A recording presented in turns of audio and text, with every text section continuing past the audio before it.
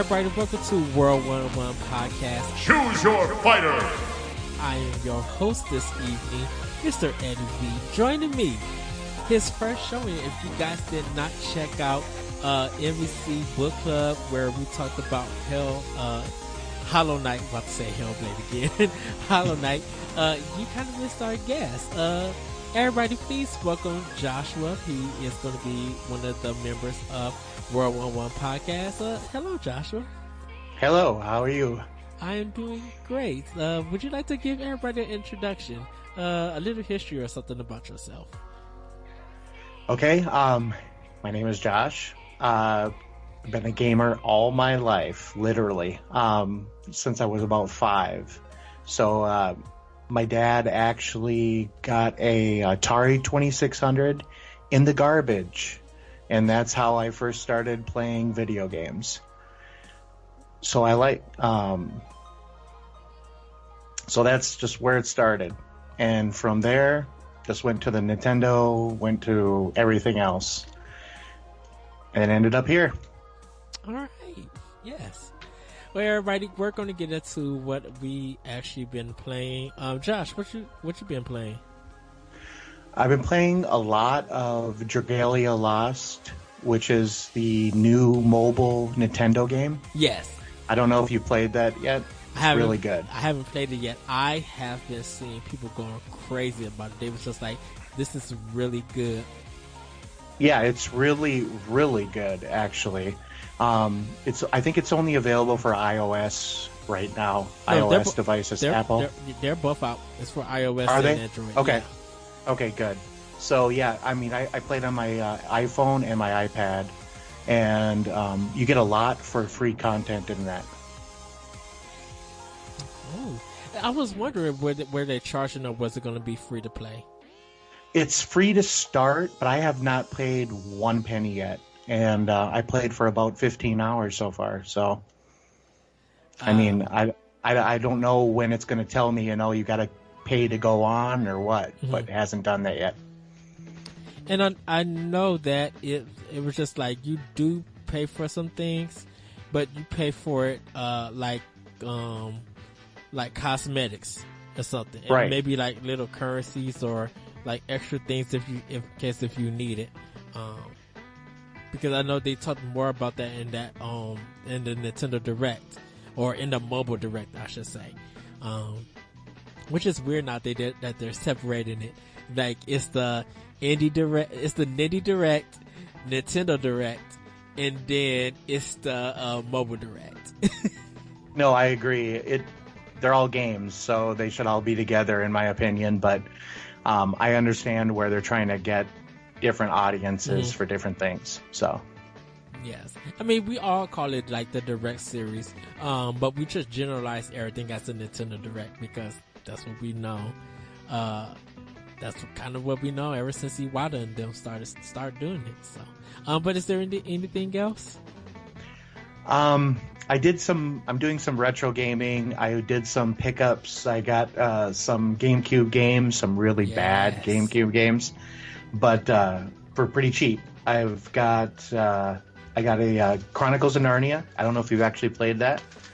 Chronicles of Narnia. Oh, is that the movie? No. Yeah, it's the movie kind of tie-in game. It's terrible, but it's fun, so I like it. I also got a Beyblade V-Force, which is a kind of an RPG kind of tournament battle game. It was given a 2.5 rating on IGN out of 10 back in the day when it came out. So I haven't really played it too much, but I got a couple other games too. I have one game that I don't have a peripheral for my GameCube. I need a microphone for it, so I forgot that. Odama? Odama, yep. Oh, yep. The jealousy that I feel for you right now that I have.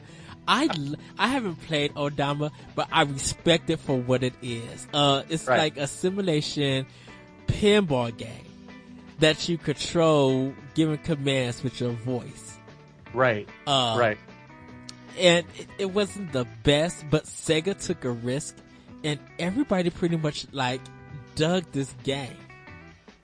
Yeah, for when it came out, it was revolutionary, really. I mean, no one had ever done anything that controlled anything with your voice before, like quite like this. So it was kind of interesting for me to put it in.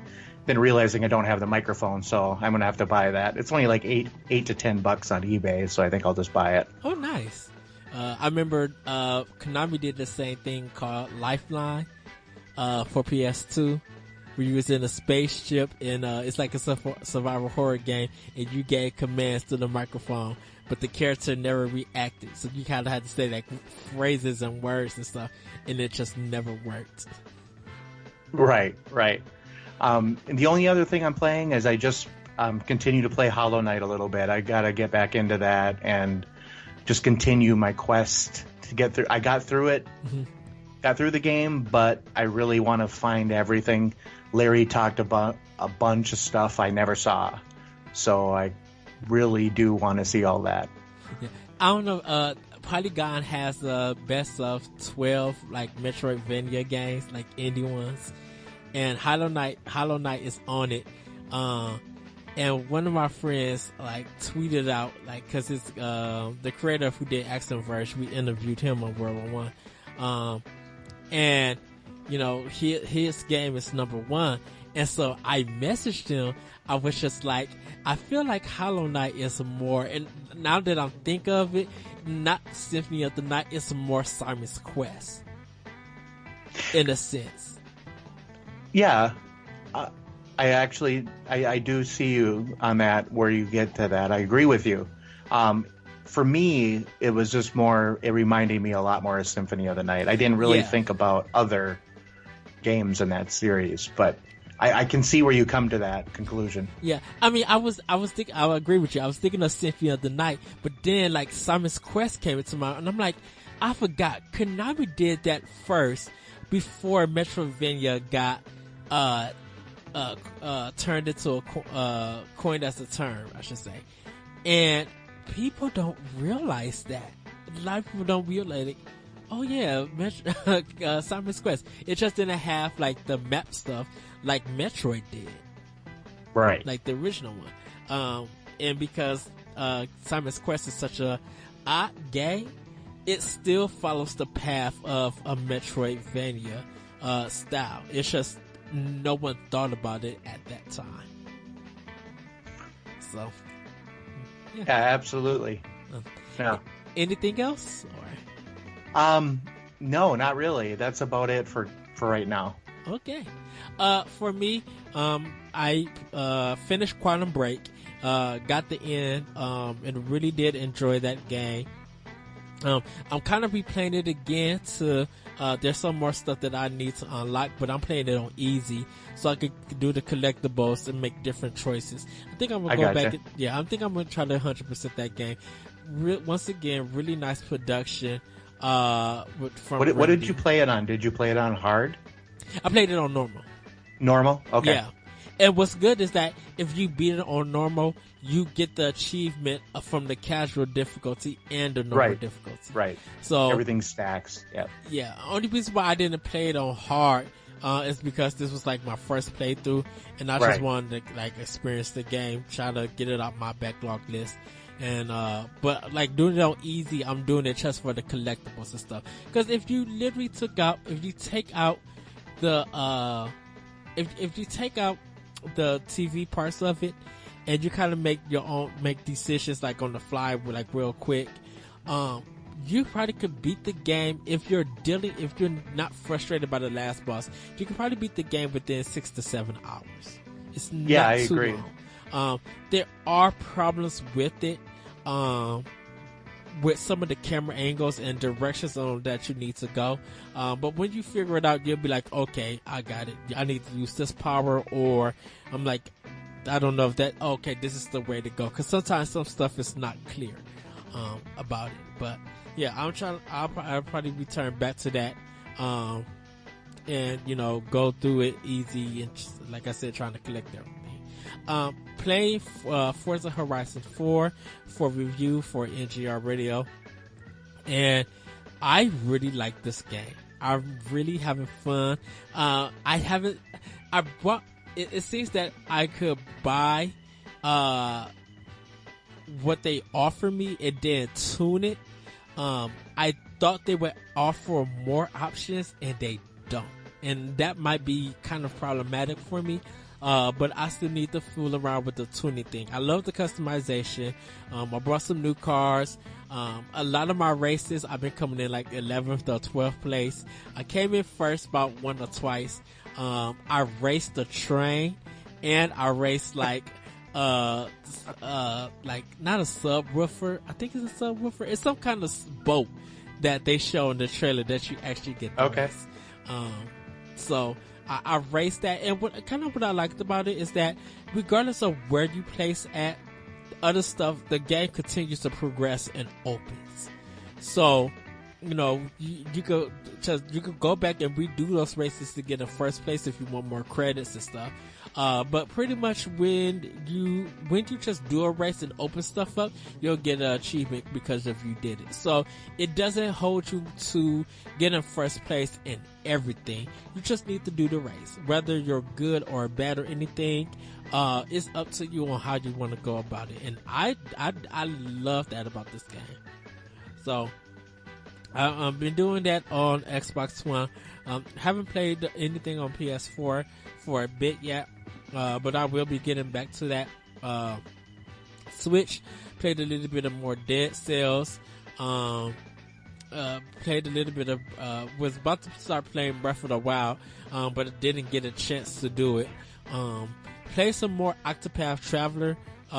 Getting through some chapter 2 stuff, like literally returning to that game, and soon I'll be jumping back to Xenoblade Chronicles 2 because I need to finish it, and things like that. But that's pretty much what I've been playing. Oh, I forgot. I also played Phoenix Wright.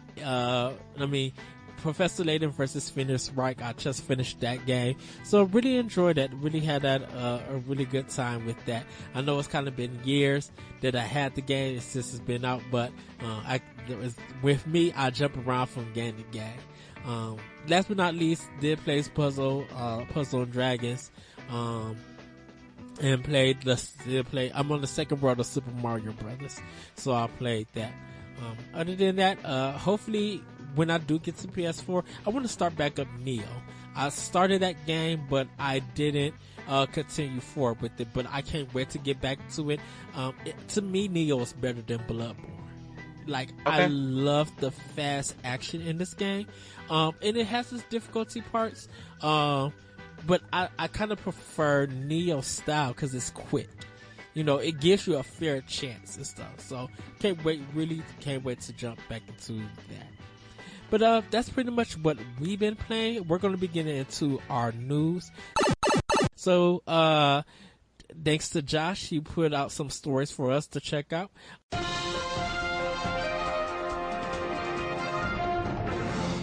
And our first one is that PS4 name changes are coming in early 2019. The story is coming from Polygon.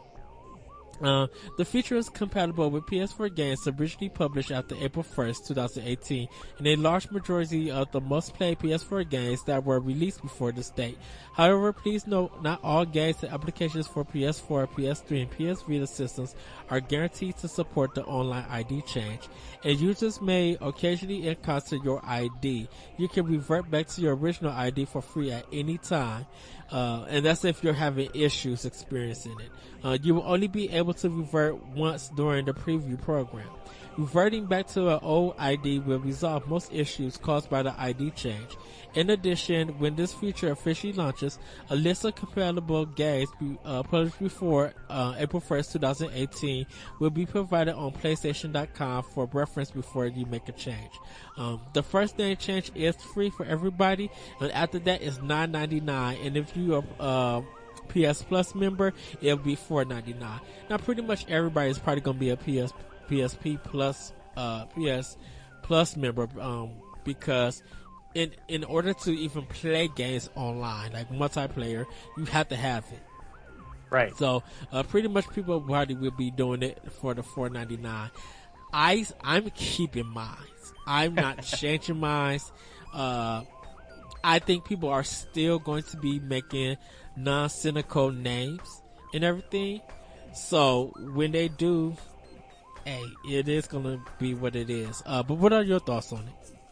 I mean, this is really for I mean, this is for that person. You know, you got a PS3 when you were 10 years old, and you thought you were being fun, and you named yourself, you know, Bong Ripper 69, and now you're stuck with that, and you've been stuck with that for 10 years. So everybody knows you by that, and you're just like, for the love of God, let me change my name. And the thing about it is, Sony always said that, are you sure this is the name that you want? Right. So when you finalized it for the first time, you should have known that they weren't going to let it change. No, I agree. I mean, you should have known, but you know, kids and people don't think that, and plus Xbox has always allowed name changes. Yes. So everybody is saying, "Oh, they do it. Why can't you?" So, in the way that I have been told from a lot of people, is that this is something in the actual code for the PlayStation Network. It's not as easy as just allowing you to change your name.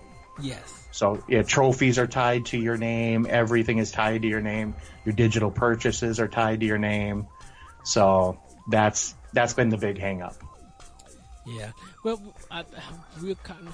I know people are happy that this is happening, and it's kind of, in a way, set the future for Sony in a sense, because with crossplay being in this preview program, this coming to the preview program, I think they're trying to get things right before PlayStation 5.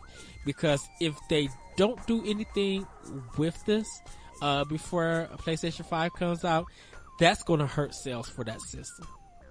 No, I totally agree. Also, obviously, anything going forward is going to work with this. So, I mean, how many people are really going to be playing PlayStation 3 games, Vita games, everything else going back? As we go forward, there's going to be less and less of those people. So I know that that's, you know, part of their reasoning on this too. So, yeah, Sony's trying to gain momentum in a sense, and momentum as in being talked about, because you really don't talk. You can't admit that God of War created a discussion, Spider-Man created a discussion. What are we talking about now? You know, of course, Black Ops is going to be like a big discussion, but like for Sony themselves, they had those two high peaks, and then it just went away. Where people are still talking about Microsoft in various ways, and of course, Nintendo with Switch and stuff is being talked throughout pretty much almost every week. You know, there's something Nintendo related always talking about, whether it's positive or negative. There's always something that people are looking forward to, like limited run games announcing something, an indie game coming out for Switch, maybe a review coming out, you know, Super Mario Party. Just like there's a continuation for talk for Nintendo, and since Sony is not getting that, this is a good thing for them. I think this is a win for them. Now we'll see what happens by next year. What happens, but hopefully that it comes out right, and people really take advantage to get their name right. Do not pussyfoot around.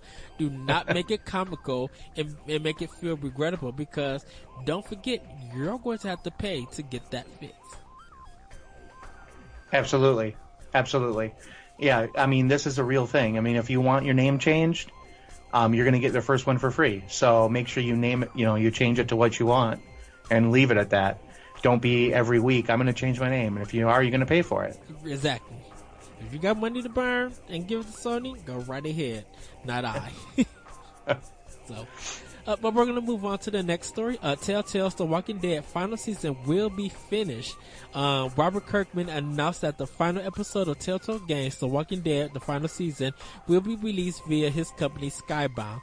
During the Walking Dead panel at New York Comic Con on Saturday, that he announced it. And this came from IGN. A lot of people are happy, but they don't know if they'll be able to get all the members from Telltale to work on it. But we do know that Skybound will be working on it to get it out. So I know people still have their hard feelings for it. I'm still waiting for more information about the one person suing Telltale about it, right? Like the severance pay and the labor right. Work laws. So we should see how that plays out. hopefully people do buy. Hopefully people do buy the third and fourth. But if they paid the season pass, hopefully they'll be able to get everything for it. I personally feel that Skybound should add a fifth episode, like a epilogue concluding everything, like showing the storyline from 1, 2, and 3, and then with 4 being the end, with the fifth episode being the ending, like wrap it up and stuff. Like the other 2 seasons have. Yes. Okay. Are you playing this season of The Walking Dead yet? I am not. Okay, so I'm not either. So I mean, I don't know how the story's going.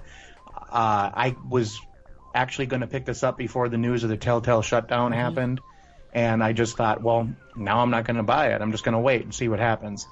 To me, this is good news. We're going to get a resolution to this story. Yes. I just wonder, are they getting around paying these, people? These are real people that, they lost their jobs. So hopefully that the people at Telltale will be placed somewhere, and a lot of them will get at least some kind of work with this. It's just sad, kind of, that this is how it happened. It's like all of a sudden, I read a story where one of the guys that just got hired at Telltale 2 weeks before, he was told they were shutting down. So he quit his job, he moved all the way across the country, got a place, and now he has no job. And he's in an unfamiliar city and all that. So that's sad. But hopefully this has a better resolution for most people anyway. Yeah, it was good to hear that the other video game community came out and said, hey, all you people who lost your jobs, we are open. We need people to come and help. And we don't know how that turned out. Hopefully a lot of people landed on their feet. But yeah, that sucked when a lot of people heard about that. And I think we had a discussion kind of about this. Like, right. What does that do for adventure games in the future? Because right now, personally, for me, Capcom is the only company with Phoenix Wright. Okay. That's kind of the only adventure game that's very popular. It's niche, but people know that it has good story writing. It has great comedic bits, but a lot of the gameplay is from a adventure game. Right. Yeah.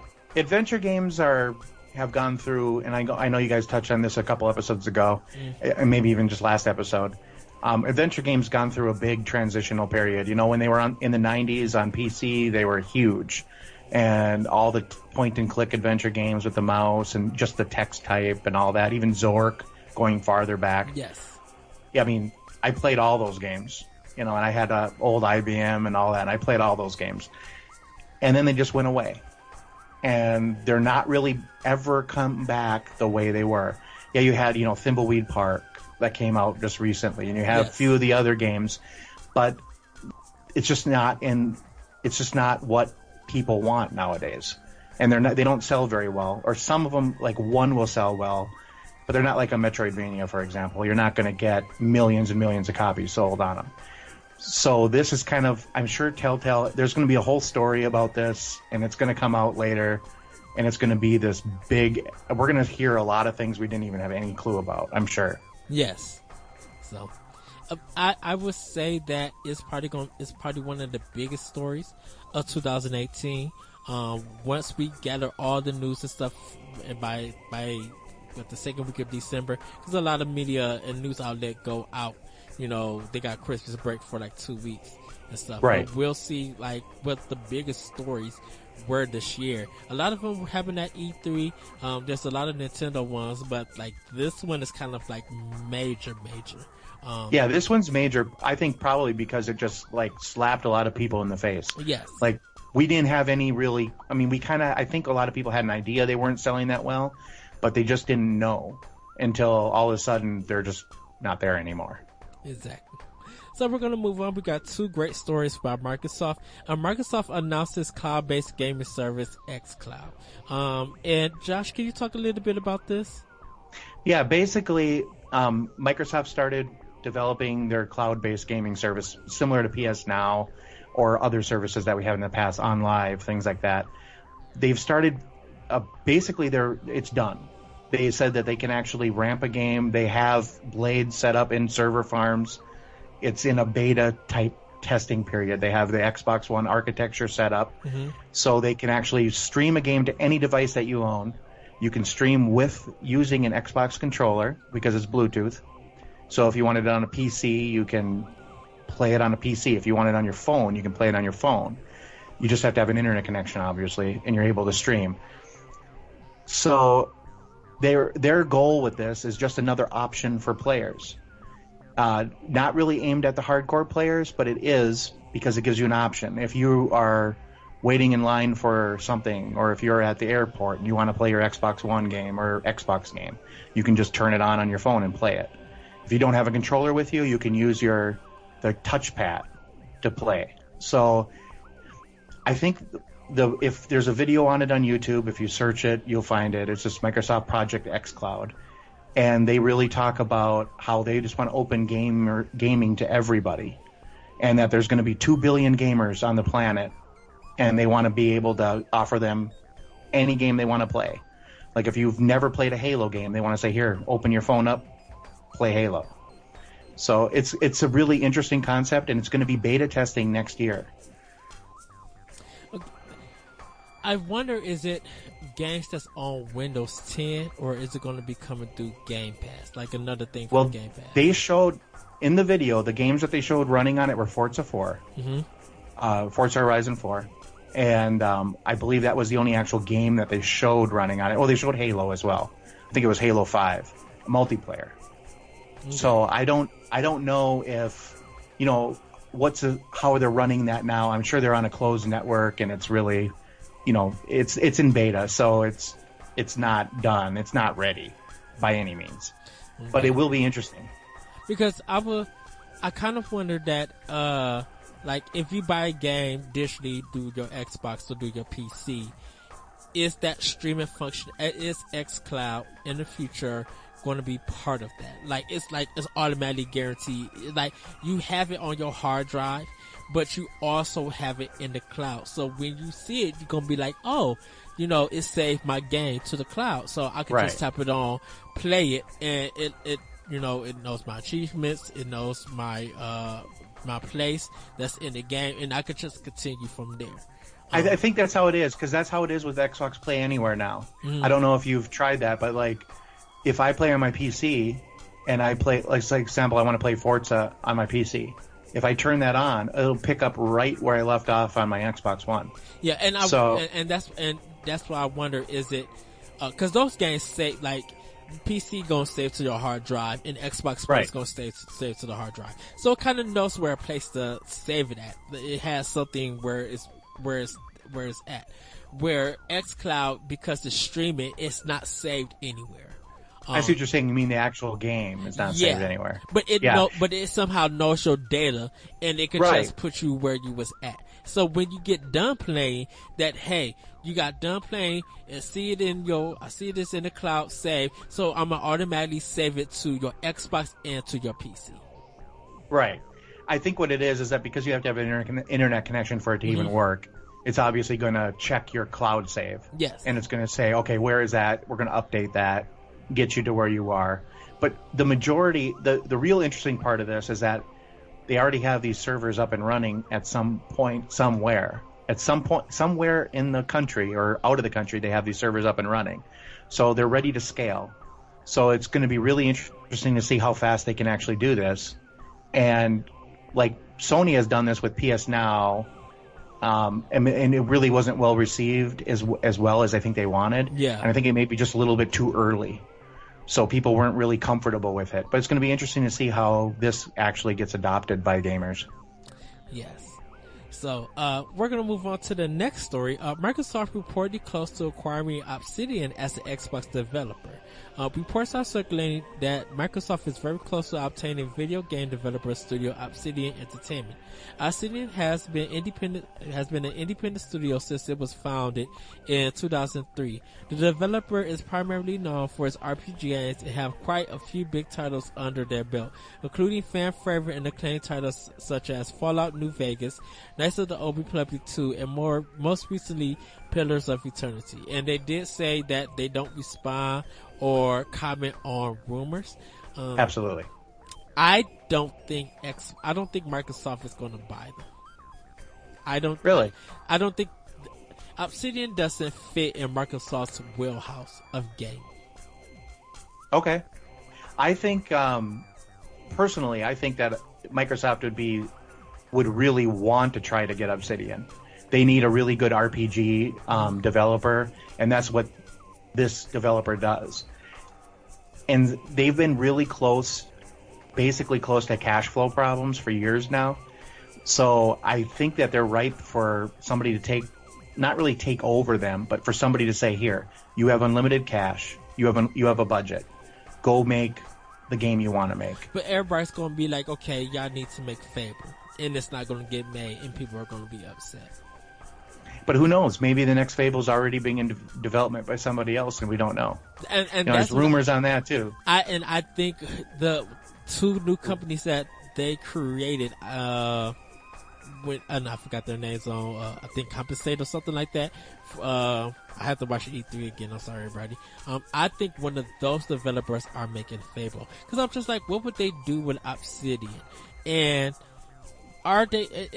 is Obsidian well enough to tell a single player RPG game? That's kind of traditional, on the level of like what new thing are they going to bring to the Microsoft crowd? Because you got to realize that even though Obsidian is a great developer, they got some good titles. They are a Western RPG developer. How do you sell that to the Eastern market, where Square Enix pretty much has a hold on it? And even Nintendo has a hold on the RPG market there. No, I agree with you, Eddie. I totally agree. I think that this would be an acquisition really to bolster their PC RPG lineup. Yes. Now, it wouldn't be so much for console. They're not going after the Eastern, the Japanese RPGs. Mm-hmm. They're not going after, Dragon Quest. They're not going after those.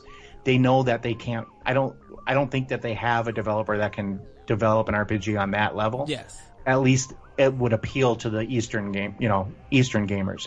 But if they can get something that, like Pillars of Eternity, would become their IP at this point, and they could develop a sequel to it, or just keep developing for this IP, it would be interesting.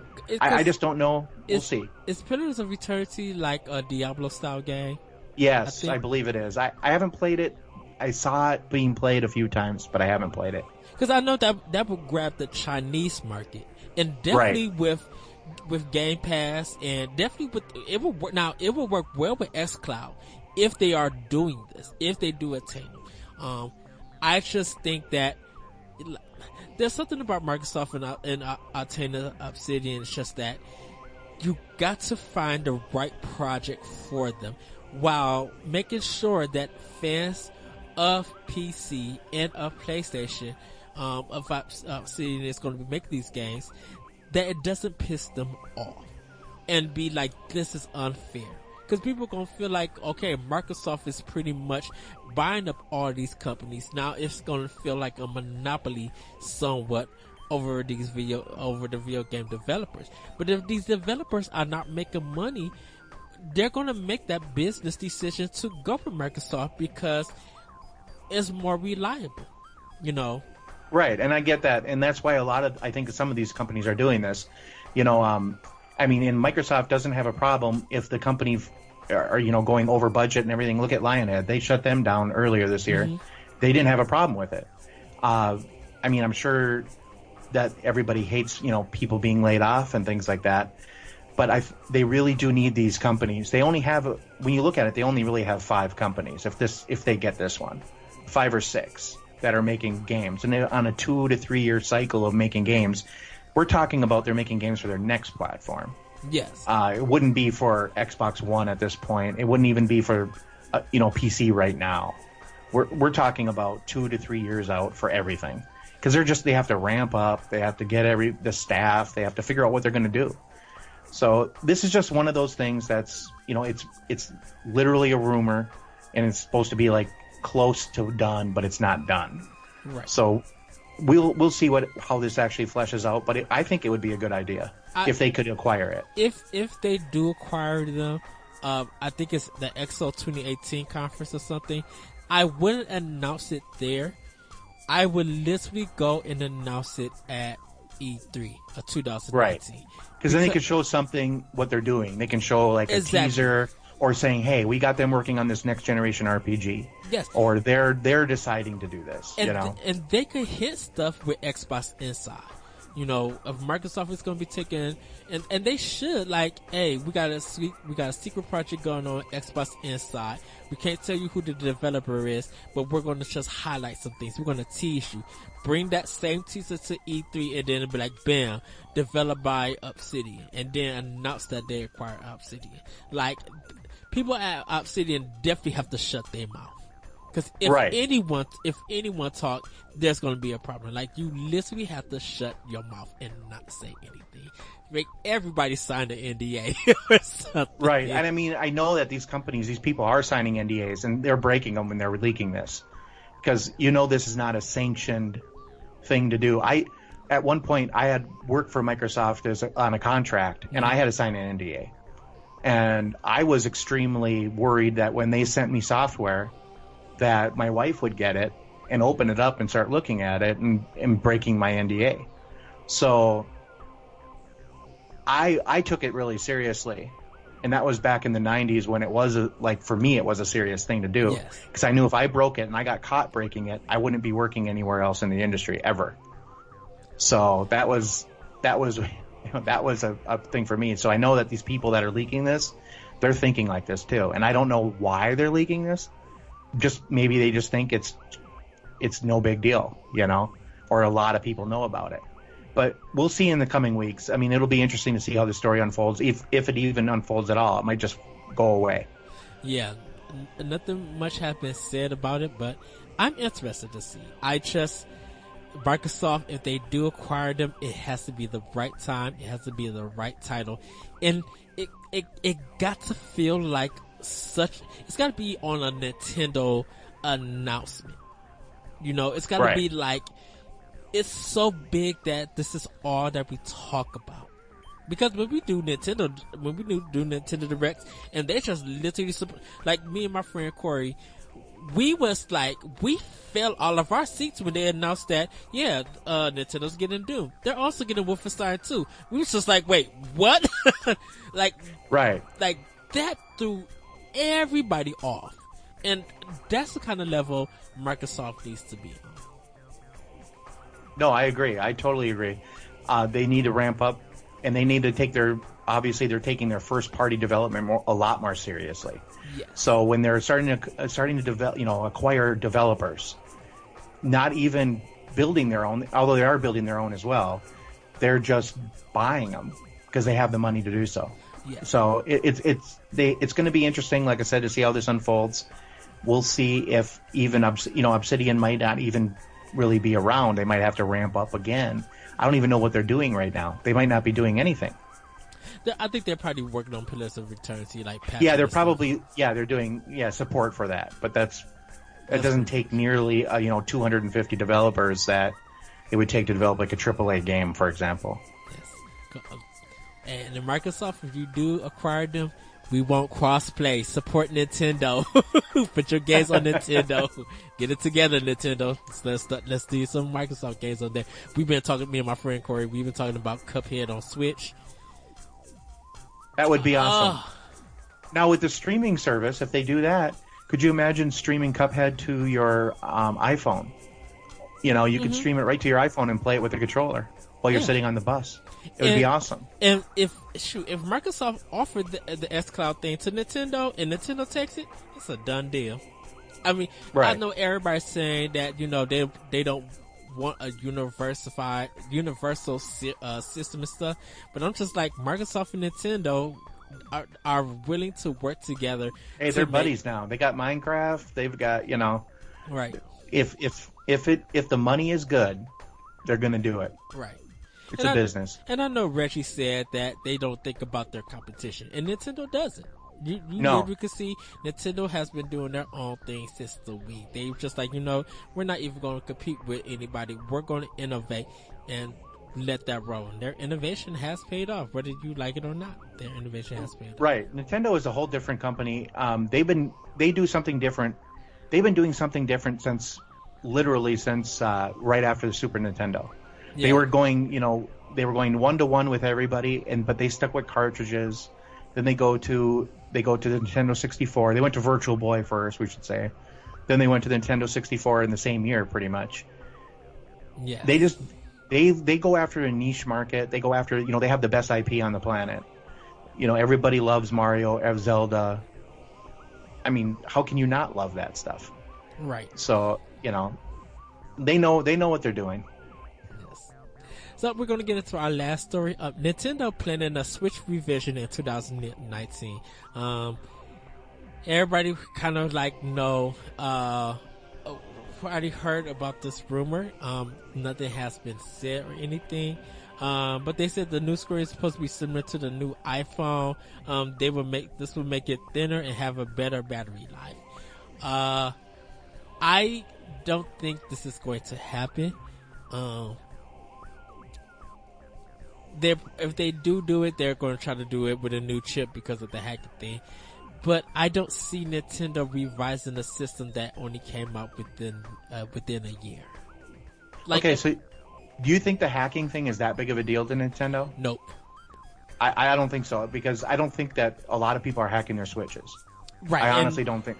Not right now, anyway. And because Nintendo somehow, some of their software or something recognizes that the system been hacked, it has bricked them, and they can't play they can't update any games or play them and stuff. So Nintendo's kind of been smart working things around there. I feel like Nintendo is working on their new DS system, or handheld, I should say. I don't think they're going back to the Game Boy line just yet. I think they're ready to create a new line after the DS. I'll probably call it something else. We don't know yet. I feel like, personally, for me, that they'll probably take something from the Wii U and make it smaller and do some real cool things with it. So it'll be, I mean, what they learned from the Wii U, of course, helped them make the Switch. But I think what they learned from the Wii U can also be done in a handheld. I think it's gonna look nice and sleek. And their research and development team that's probably just thinking of all this crazy stuff, thinking about chips, who they're gonna go with and stuff. I think they're working more on their handheld than they will work on their console, on the Switch, because you don't do a new version of a system that came out just in 1 year. Like, even with Microsoft, it took what 3 or 4 years for Xbox Slim to come out, or 2 years before Xbox Slim came out, and even with PS4, that it took a while to come out. So with Microsoft doing like the Slim, like probably about 2 years after the Xbox One, and then PS4 doing it with their Slim, and the Pro, I think probably about 3 years later. And this is because I think the Slim and the Pro came out a year after Xbox, I'm assuming. Yeah, you're talking about Xbox. You're talking about the Xbox One with it was a few years. Yeah, because it was 2013. Was it 2013 or 2014? I think it was 2013 when they launched. Yeah, and I think so. It was 2014 or when they came out with a revision. Yeah, 2016 when they came out with a revision. Yeah, because I can only see Nintendo doing this for one reason, and that's, they're worried that when the new consoles get announced for Microsoft and Sony, and probably 2019, they may get announced. I don't think so. They'll probably wait till 2020. Yeah. But when they get announced, that the Switch is going to look a lot older than it is right now. And it's going to have trouble porting things to the Switch because of its power. They may increase power on the Switch. I think that the thing about it is that power and graphics in a sense for the Switch doesn't matter. Right. It's just having the ability of playing these games on the go, because Skyrim sold, Doom sold. Like, a lot of people are telling developers that, hey, even if you got all of this power, you're still running games at 30 frames per second. We gotta make a choice of with what.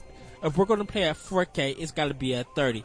If we want to be at 60, it's gotta be at 1080. So they're still not getting true power. We're getting checkerboard or upscale and stuff. And so, I don't think that stuff matters to a lot of gamers.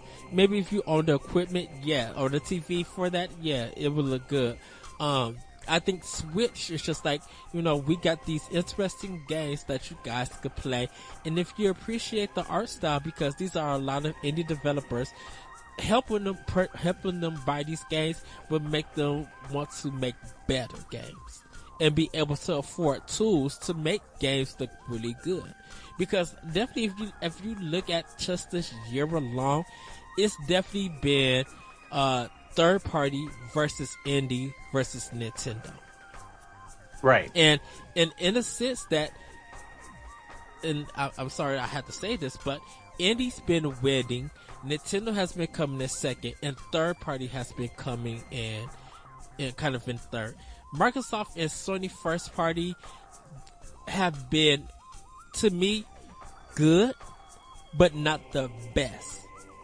Okay. Good in the sense that they come out, they get the talk, and then nothing. And then they're gone. So you mean like Horizon and God of War, that they're not being talked about right now, right? Really, people aren't even really talking about them for, like God of War. I'm not really even hearing Game of the Year discussions for them anymore. Right. But I still hear Game of the Year discussions for a lot of other titles, right? From Nintendo and from indie developers. Like, so. We still getting sale numbers from The Legend of Zelda from Canada. And right. And people are still showing stuff off of that. So it's just, and even Mario Party stuff, it's just like people are showing pictures that, okay, I brought this game, now to give it a chance. And people are just still talking about that in the sense that Nintendo is still producing great quality of titles and stuff, whether you like it or not. Fortnite, Dead Cells, Hollow Knight, Octopath Traveler, Octopath Traveler being a big one, where they've been having problems of trying to make copies and keep them in the store. And here is PS4 with Dragon Quest 11, and people are saying they had a good time with it, but it's not getting the kind of recognition or talk that it deserves. Like even Mega Man 11, it came out, people are enjoying it, but the talk is not there. I think probably Red Dead would be the next game. There'll probably be talk for Call of Duty Black Ops, but it's just like, it's still Nintendo getting that love, and indie games on the Nintendo system is getting that recognition and love. Where people are still playing Dead Cells and talking about it over something that some third party would do. Not saying that third party didn't deliver this year, because I believe they did. But when it comes to conversation and being in the consumer and gamer based eye, a lot of things have been indie related or Nintendo related, with third party following in that last place. Yeah, you're right. Nintendo really did hit it out of the park. I mean, when they launched the Switch, they obviously had Breath of the Wild at launch, and then you get Mario in the same year. I mean, that's unheard of. I don't even remember. I don't think there has even been a Nintendo console that launched with both Mario and Zelda in the first year. Right. And those games, and so go ahead. and those games, were. I mean, Zelda was a game-changing game for a lot of people. I mean, I've put in over 300 hours into Zelda, and I still haven't beat it. So I refuse to go fight Ganon, because I know once I do, I'm going to be done with it, and I won't ever go back to it. So, I mean, that's one of the things that they do have a great gaming system. I just think that if they do this, the only real they might do it for a couple of reasons. It would be because of when the new systems get announced, the Switch right now is going to look a lot older. Yes. And it's going to be harder to get the ports for the games that are coming out for them. Because like right now, obviously, they can port Wolfenstein 2, which is astronomical. It's fantastic. I didn't even, when I saw a video of that running on the Switch, I couldn't believe it was actually running on the Switch. But maybe in a year or two, they won't be able to do that. So that, in my opinion, that's why they might consider revisioning a little more powerful machine. Also, when you dock the machine, they may actually be able to make it so it has a better resolution on your TV. Yes. Instead of 720p, they might be able to do a true 1080, 60 frames per second on everything. That might be the only other reason. But I agree with you. Like, Nintendo doesn't have to play one-to-one with these other guys. They never have. Right. So, I mean, they have their own way they do things, and they're making plenty of money. Yeah, the Wii U was a misstep. A lot of it was because I think the Wii U was just kind of ahead of its time. You couldn't take it with you. You could take that tablet with you, but you could only go like 25 feet from your console. You know, you couldn't take it with you and go to work and come back. It was a new way of playing games, and it was a challenge to me. It was a challenge to third party of trying to innovate. You know, right. It was they loved the safety net, but that safety net really wasn't there because, like I said in other podcasts, and for a while, that you could sell 1 million with third party games, and they would still close that developer because it didn't do good. And a lot of Western third party developers were doing that. You know, compared to where I think the Eastern, you know, like the Japanese developers, they got hip to what Nintendo was doing. And so I think if Nintendo do decide to do a new Switch, I don't think there'll still be a lot of Western parties going there. But if Bethesda continues to lead the trail on that system, that's guaranteed money for Bethesda. It's guaranteed money for all the Eastern developers, and it's guaranteed money for all the indie developers. Because like for me personally, only people who really missing out that could really make some money is Activision and EA. But there are limited people who care about their games. You know, even Ubisoft is making money off of them. That Mario and plus Rabbids that everybody laughed at, that was a banger out the street. That's a great game. And when the developer of XCOM is sitting down on telling, like, I got to play the game and I was even wild about it, like, and it's still making money. That game is actually a great game. That's the crazy thing, and people are still talking about that game. And you're right, and they're porting everything to the Switch. Yes. So I mean, like, Dead Cells is available on all the consoles, and the only one I ever hear anybody talking about is the Switch version. You know, and the same with Hollow Knight. It's available on the other consoles now too. I never hear anybody talking about it. It is coming out physical early 2019. I think it's like in March. Mm-hmm. So I mean, I think you'll get more of a talk about it on the Switch at that point because it'll be coming out physically. Yes. And I also think it's coming out physically for the PS4 and Xbox One as well. But I don't think anybody really cares. They have enough to play. They have Red Dead 2, you know. And people are going to be playing that for years. I mean, look at GTA 5. It's number one on the selling, you know, on the NDA, and you know, all the way up to this point. And I had a discussion about that. The only reason why they're up on those numbers because it's on 5 different platforms instead of absolutely. And it's just like Minecraft. That's why it sells everywhere. It's everywhere. It's on your phone. It's on your iPad. It's on everything. Yeah. So I mean, but yeah, you're right. If it's just one game that comes out on one system, it's exclusive, it is going to be difficult. So yeah, Nintendo doesn't need to do this by any means, but it would be interesting if they did. And this was reported by the Wall Street Journal and a few other places. Den of Geek, they just took the Wall Street Journal because if you wanted to read the original Wall Street Journal article, it was actually behind a paywall. So they took the original article and copied it pretty much and just quoted it so you can read it without having to pay for it. So if anybody wants to do that, they can definitely do that. But it's an interesting take, and it's just it's literally a rumor, and we'll see. Yes. So. But everybody, that's going to be World 101 podcast. If you guys did hear Larry, he did join us for a bit.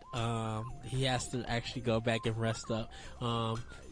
And Dylan wasn't able to make the episode due to a family emergency. So, you know, send him some good thoughts and everything. But Josh, thank you. Hopefully you enjoyed your first episode. I did. I hope you enjoy talking to me. Oh, of course. We're on the same wavelength. I know. We're having a good discussion. You guys can find more of World 11 Podcast at shoutengine.com. You guys can follow us on Twitter at world1_1. Also, you can email the show at world11podcast@gmail.com. Want to know what you guys think about Nintendo making a new system, or make a revision, I should say. Microsoft buying Obsidian, xCloud. Are you going to be changing your PSN name multiple times? Are you going to be spending that money, or you got your actual name ready to go? We want to know all about this. And like I said, you can email us at world101podcast@gmail.com. Everybody have a great week. Have a great weekend, and we'll see you next time on World 11 Podcast. Oh, but before we go, Josh, is there anything that you'd like to plug that we can follow you at? Yeah, you can find me on Twitter at LaGrew, which is my last name. It's LAGREW. That's probably going to be the best way to get a hold of me if you're just trying to get a hold of me off the street. I'm on Facebook and stuff like that, but I probably won't respond to you if I don't know who you are. So if you want to get a hold of me on Twitter, it's probably the best way. And you guys can join us at the MVC Book Club, also on Facebook, if you guys are up to playing some old video Nintendo games, or maybe something that you missed. Come join us there. You can also find me on Twitter at ThatRetroCode, and all my other work is at ngrradio.com. With that, everybody, have a great week and have a great weekend, and we'll see you next time on World 11 Podcast. Bye, everybody.